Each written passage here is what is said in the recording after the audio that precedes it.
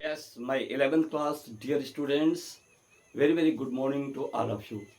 Dear students, आज मैं आपके लिए इस morphology of flowering plants chapter का लास्ट सेगमेंट लेकर के आया हूँ।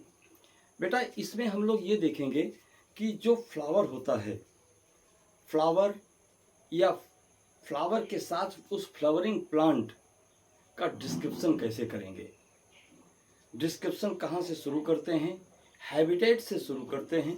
किसी प्लांट के जब भी डिस्क्रिप्शन करना होता है तो टर्मिनोलॉजी में, विशेष शब्दावली में, जिसे एनसीईआरटी या एजुकेशन डिपार्टमेंट ने आपको स्वयं दिया है, उसी टर्म में किसी फ्लावर का, किसी फ्लावर वाले प्लांट का फुल डिस्क्रिप्शन आप कैसे करेंगे।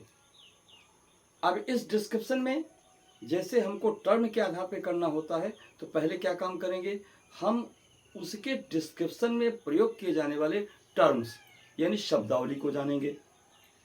इसके बाद उसको हम फ्लोरल डायग्राम में पुष्प चित्रों के द्वारा व्यक्त करते हैं।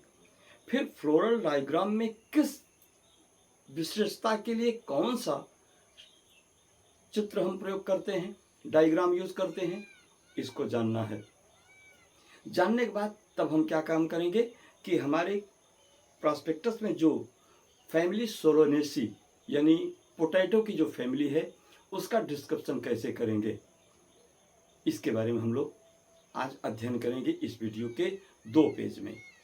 तो जो फ्रंट पेज है, पहला पेज इस वीडियो का, उसमें हम लोग क्या काम करेंगे, फ्लोरल डायग्राम से रिलेटेड कुछ फिगर और फ्लोरल पार्ट्स, फ्लोरल फार्मूला से रिलेटेड कुछ शब्दावलियों का हम लोग अध्ययन करेंगे। इसके बाद सेकेंड पेज में हम फैमिली सोलोनेसी का डिस्कशन करेंगे। लेकिन आपको ध्यान होना चाहिए कि किसी भी फ्लावर का, किसी भी फ्लोरल पार्ट्स का अगर कंप्लीट डिस्क्रिप्शन करना हो तो शुरुआत कहाँ करेंगे, उसके हैबिटेट से, यानी उसका आवास कैसा है, वो कितने साल का है, ठीक है, या उसकी जीवन की अवधि क्या है, यह बताते हुए हैबिटेट में ये सारी चीज़ें चर्चा कर देंगे। फिर इसके बाद नंबर आएगा स्टेम के में। स्टेम के बाद फिर ध्यान रखिएगा, यहाँ पर रूट के बारे में इस फ्लोरल डायग्राम में डिस्क्रिप्शन नहीं आता है, क्योंकि जो दिखता है बाहर उसी को देख करके हम आइडेंटिफाई करते हैं। तो स्टेम, लीफ, स्टेम, लीफ के बाद फिर इन्फ्लोरेंसेस, इन्फ्लोरेंसेस के बाद फिर जो है फ्लावर, फ्लावर का नेचर के बाद जो है फिर फ्लोरल पार्ट्स में कैलिक्स, कोरोला, एंड्रोसियम, गायनेशियम, फिर इसके बाद उससे बनने वाले फ्रूट्स, फ्रूट्स के बारे में, फिर सीड के बारे में थोड़ी जानकारी। अब इसके बाद उसका इकोनॉमिक इम्पोर्टेंस, इतना सब कुछ वर्णन करेंगे, तब जाकर के किसी एक फैमिली का फ्लोरल डिस्क्रिप्शन पूरा होता है। ठीक है, तो आइए पहले इस वीडियो में हम लोग ये देख लें कि जो किसी फैमिली के डिस्क्रिप्शन में जो फ्लोरल फार्मूला यूज किया जाता है वो क्या है। ध्यान रखिएगा, फ्लोरल फार्मूला का ये क्या है, शब्दावली है, टर्मिनोलॉजी है। ये स्टेम का, रूट क्या, लीफ का, ये सब नहीं है, लेकिन उसको पढ़ाते समय हम आपको डिटेल कर देंगे। ऑलराइट, उसको पहले ही पढ़ाया जा चुका है, ठीक है।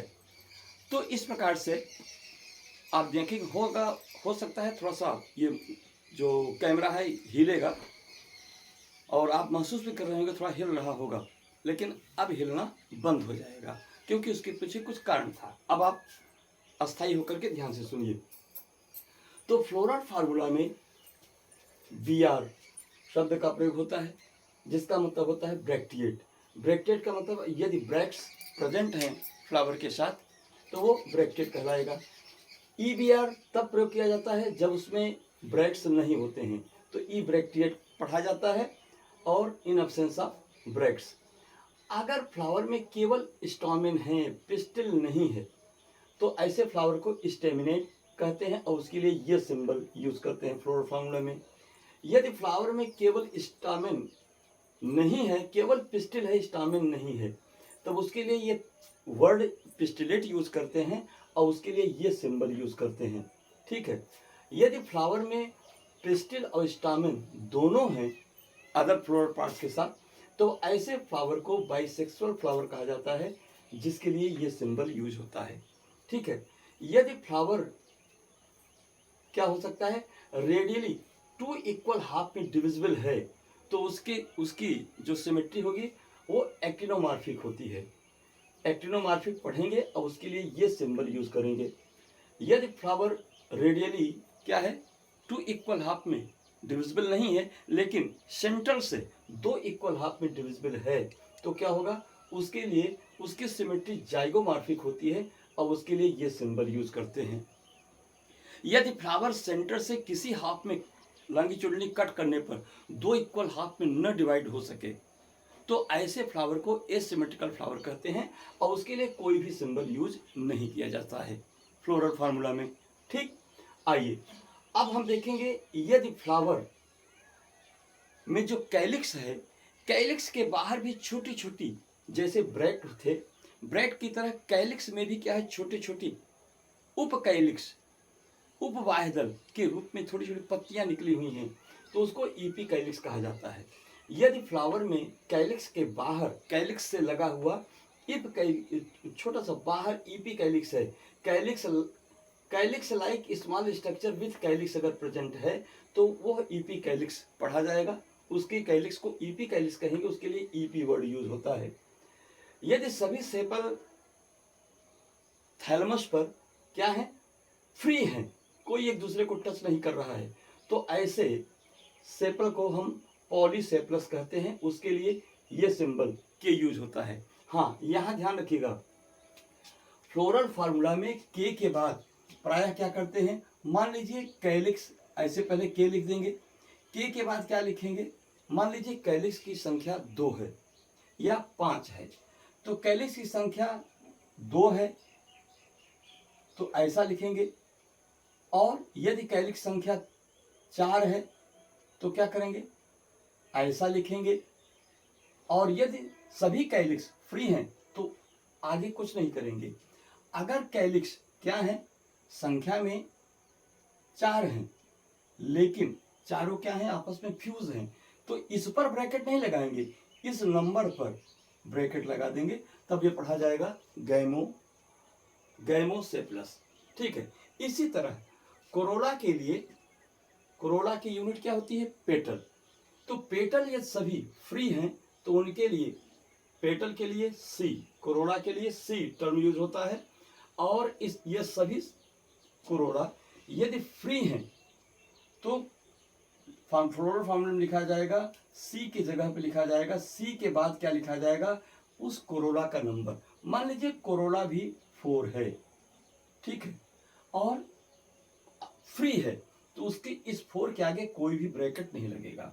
लेकिन कोरोला यदि संख्या में 4 है और चारों आपस में फ्यूज हैं, यानी उसके पेटल्स आपस में फ्यूज हैं, तो उसके सामने ये ब्रैकेट लग जाएगा। ठीक है, उसको बोलेंगे गैमोपेटलस।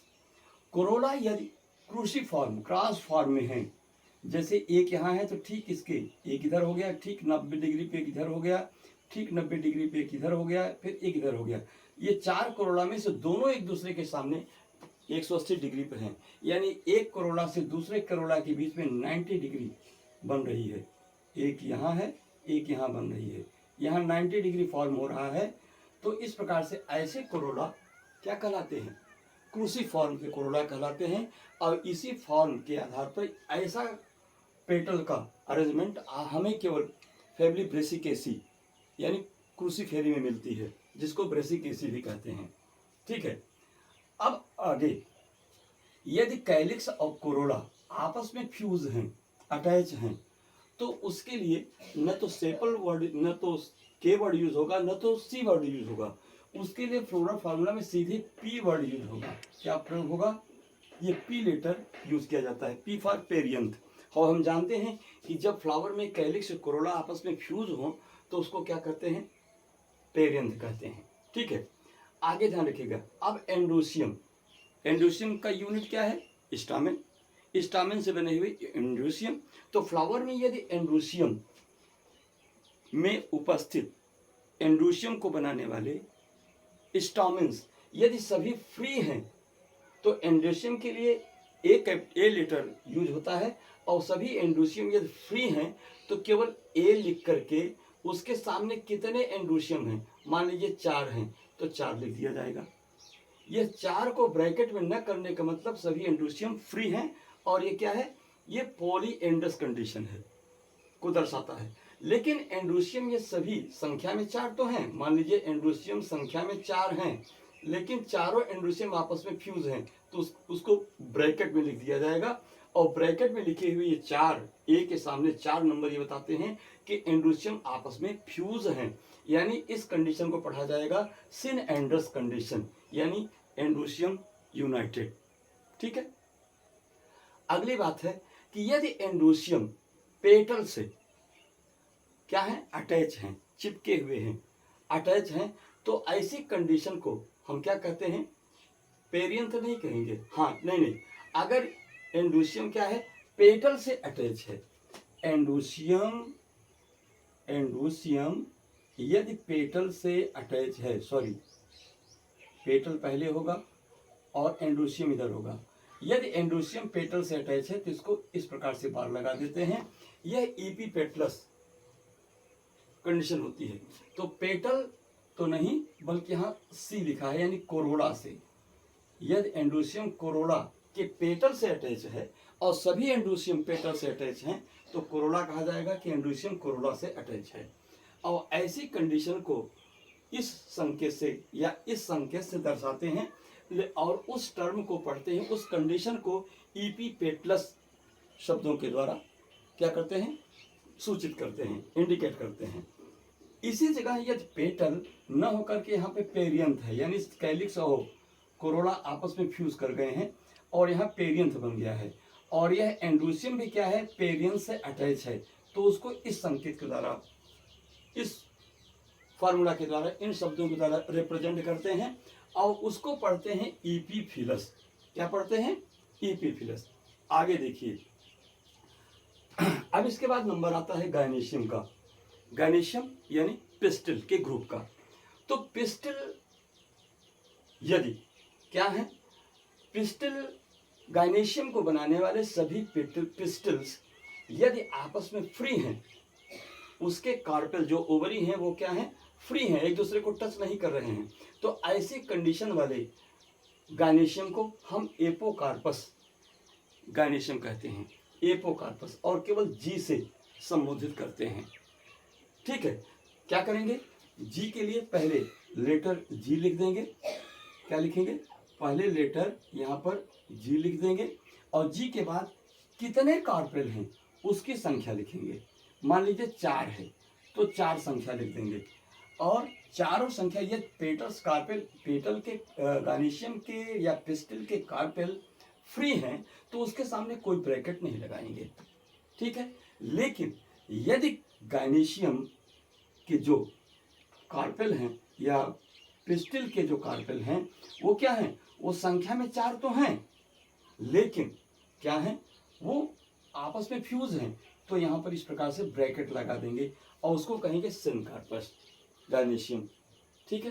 तो एपोकार्पस गायनेशियम के लिए ये कंडीशन और सिनकार्पस गायनेशियम के लिए ये कंडीशन लगाएंगे। अब अगली बात ये होती है कि यदि ये जो गायनेशियम है, गायनेशियम का जो कार्पेल होल, गायनेशियम के जो कार्पेल हैं, कार्पेल मीन्स ओवरी, ओवरी अगर फ्लोरल पार्ट्स के क्या है, एबव, ऊपर है, फ्लोरल पार्ट के ऊपर है, तो कहा जाएगा ओवरी सुपीरियर। तो यहाँ पर ओवरी सुपीरियर में यहाँ पर जो जी लिख रहे हैं यह रिप्रेजेंट करता है कार्पेल को, गायनेशियम को, कार्पेल को, और यहाँ जो नीचे लाइन खींची गई ये बार लाइन फ्लोरल पार्ट को बताता है। यानी यदि फ्लोरल पार्ट के एबव गायनेशियम है तो ऐसी गायनेशियम, ऐसी ओवरी को बोलते हैं ओवरी सुपीरियर। और ध्यान रखिएगा, यदि ओवरी सुपीरियर होगी तो थैलेमस क्या होगा, थैलेमस ओवरी के नीचे होगा, तो कहा जाता है ऐसी कंडीशन को हाइपोगाइनस भी कहते हैं। ठीक है। और यदि उल्टी कंडीशन हो जाए, यानी ओवरी क्या हो, ओवरी ये जो फ्लोरल पार्ट्स हैं, फ्लोरल पार्ट्स के नीचे हो, तो ऐसी ओवरी को इंफीरियर बोलते हैं। और ऐसी ओवरी में क्या होता है, जो थाइलमस होता है वो क्या होता है, गायनीशियम के ऊपर होता है। इस प्रकार से ऐसी ओवरी को ओवरी इंफीरियर दर्शाते हैं। तो ओवरी सुपीरियर को इस सिंबल से रिप्रेजेंट करते हैं और इंफीरियर ओवरी को इस सिंबल के द्वारा रिप्रेजेंट किया जाता है।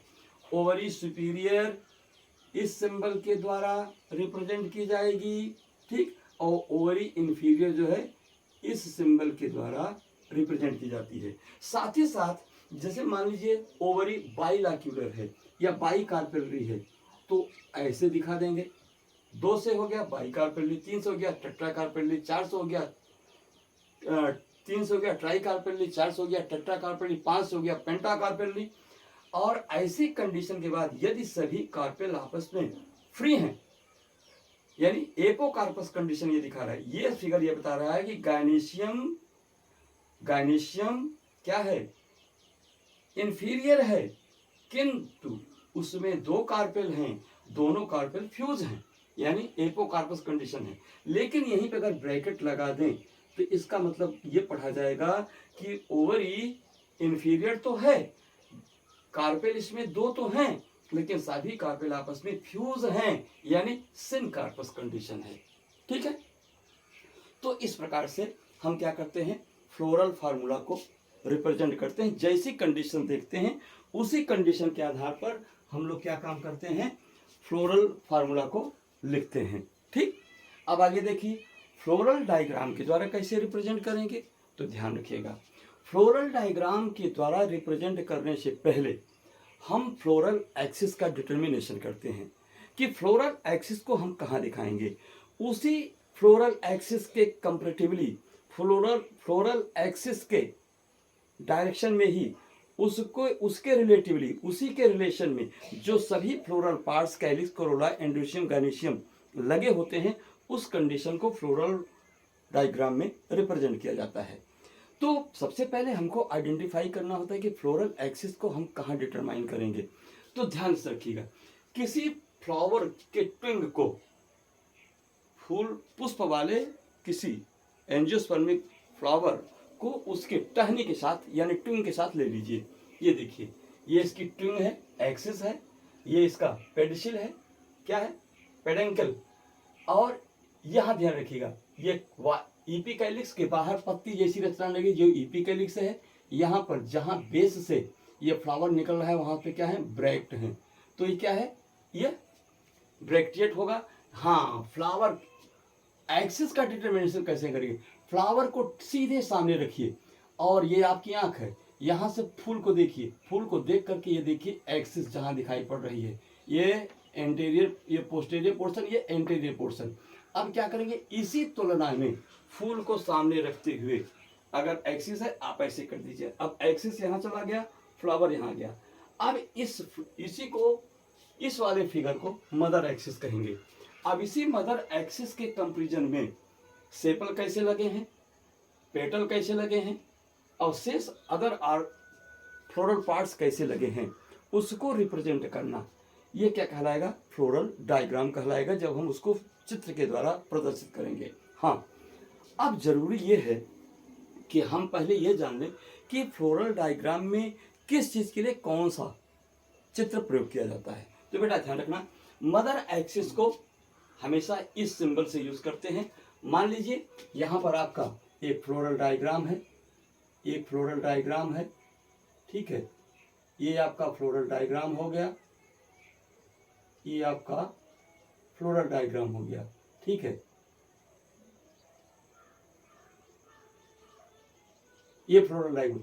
अब मदर एक्सिस को यहां शो करेंगे, यानी मदर एक्सिस के कंपैरिजन में कैलिक्स कहाँ है, ये देखिए, फिर कैलिक्स यहाँ है तो सेपल कहाँ है, इस प्रकार से है, फिर एंड्रोशियम कैसे लगे इस प्रकार से, फिर गायनीशियम कैसे ऐसे।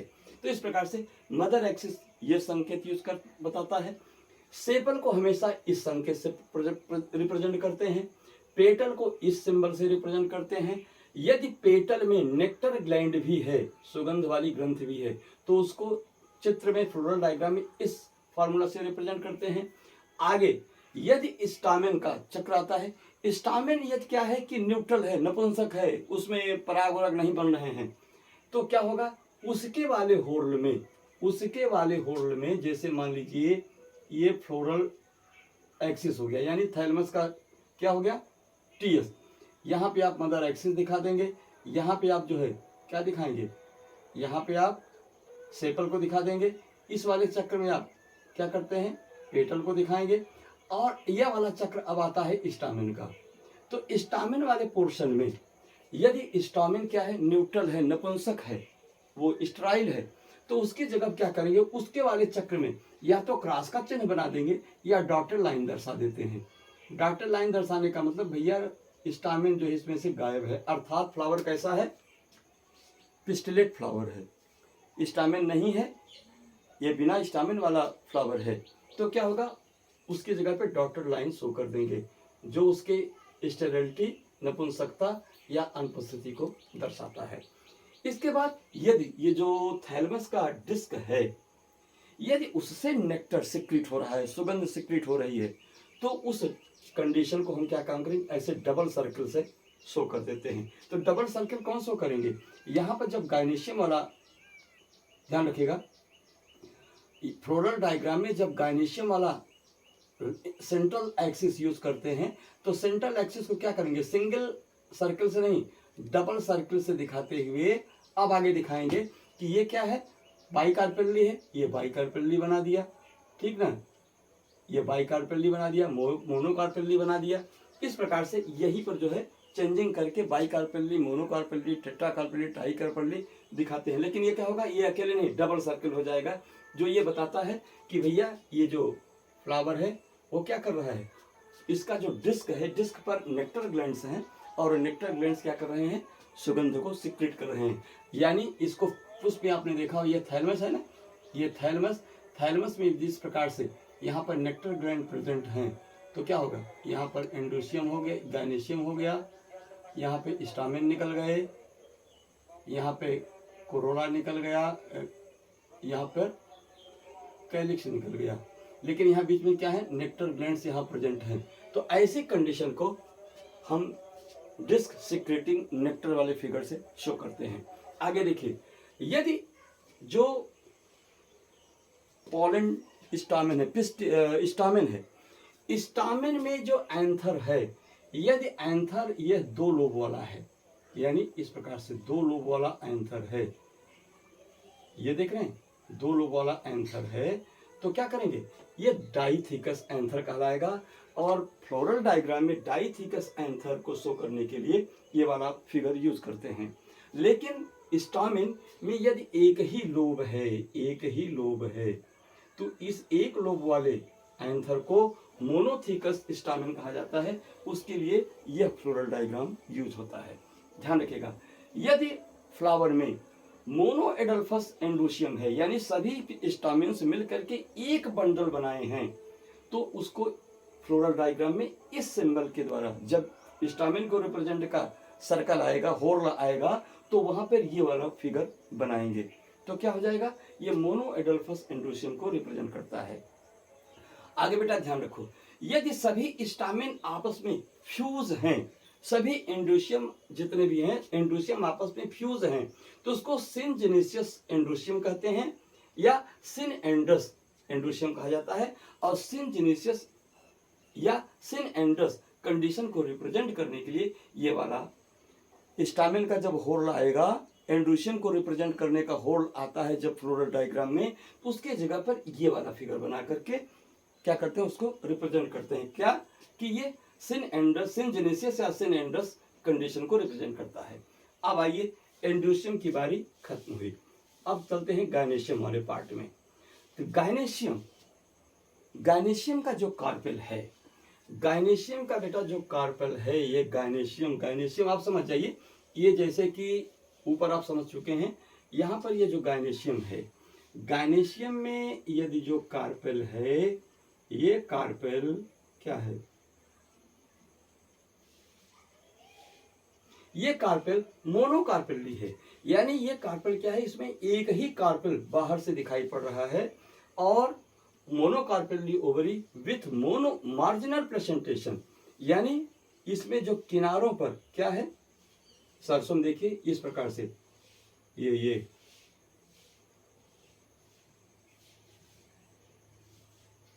मार्जिनल प्रेजेंटेशन, मटर में, सरसों में, इस प्रकार से जो कंडीशन आप देखते हैं, तो इस मोनोकार्पेली ओवरी विथ मार्जिनल प्रेजेंटेशन को इस फिगर के द्वारा रिप्रेजेंट करते हैं। अच्छा ध्यान रखिए, अब आपको बहुत समझा चुके हैं, बार बार इस फिगर को बनाने की जरूरत नहीं है। आप इतना जानिए, यदि ओवरी मोनोकार्पेली हो, एक अंडपी और एक कोष्ठी हो, तो इस प्रकार से उसमें मार्जिनल प्रेजेंटेशन हो, तो उसको इस डायग्राम द्वारा रिप्रेजेंट करेंगे। मोनोकार्पेली इस डायग्राम का यूज तब करते हैं जब कार्पेल मोनोकार्पेली हो लेकिन उसमें बेसल प्रेजेंटेशन हो, तो उसको इस फिगर से रिप्रेजेंट करते हैं। यदि ओवरी बाइकार्पेली है, ठीक है, बाइलैक्यूलर, दो कोष्ठी है और पैराइटल प्रेजेंटेशन उसमें है, तो उसको इस डायग्राम के द्वारा रिप्रेजेंट करते हैं। याद करना पड़ेगा, नंबर लेना है तो याद करना पड़ेगा, ठीक है। आगे देखिए, यदि ओवरी बाइकार्पेली है, बाहर से दो कार्पेल दिख रहे हैं लेकिन एक ही लाक्यूल है, पूरा एक ही लाक्यूल है, मोनोलाक्यूलर है, लेकिन उसमें बेसल प्रेजेंटेशन है, तो उसको इस फिगर के द्वारा रिप्रेजेंट करेंगे। यदि ओवरी ट्राइकार्पेली है, कार्पेल तो तीन है, बाहर से दिख रहे हैं तीन कार्पेल, लेकिन लाक्यूल एक ही है, पूरा लाक्यूल एक ही है, यानी मोनोकार्पेली, और इसमें क्या है, पैराइटल प्रेजेंटेशन है। ये देखिए, ये ओव्यूल्स हैं जो ब्लू ब्लू कलर के दिख रहे हैं। तो ट्राइकार्पेली, मोनोकार्पेली, ओवरी विथ पैराइटल प्रेजेंटेशन के लिए ये वाला डायग्राम यूज होता है। आगे देखिए, पेंटाकार्पेली, पेंटालाक्यूलर, ओवरी विथ एक्सियल प्रेजेंटेशन के लिए ये डायग्राम यूज होता है। आगे ध्यान रखिएगा, अब किस किस में कौन कौन से, किस किस प्रकार के पौधों में कौन कौन से एग्जाम्पल क्या है, किस प्रेजेंटेशन में किस प्रकार की ओवरी किस प्रकार के पौधों मिलती है with example. Monocarpellary, monolocular ovary with marginal presentation का डायग्राम ये है। ये किस में होता है, ग्राम में, पी में, बीन में, चना, मटर, सेम में, ऐसा में आपको मिलेगा। और एक्सेल प्रेजेंटेशन क्या होता है, ये एक्सेल प्रेजेंटेशन का ये फिगर है। ये किस में मिलता है, China rose, potato, tomato, lemon, cotton, इसेक्टा में ये एक्सेल प्रेजेंटेशन मिलता है। पैराइटल प्रेजेंटेशन आपको जो है पपैया में, रेडिस में, मस्टर्ड में, कुकुम्बर में, इस प्रकार का प्रेजेंटेशन आपको मिलता है। फ्री सेंटर प्रेजेंटेशन आपको जो है कार्नेशन, जिसको गुलदाउदी कहते हैं, प्रिमरोज और सिलेन में इस प्रकार का प्रेजेंटेशन आपको मिलता है। बेसल प्रेजेंटेशन आपको जो है सनफ्लावर में, मैरीगोल्ड में, मैंगो में, ग्रास में, राइस में, व्हीट में, इस प्रकार का प्रेजेंटेशन आपको बेसल प्रेजेंटेशन मिलता है।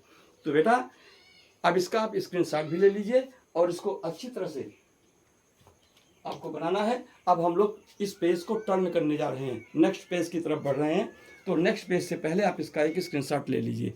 Thank you, okay, bye.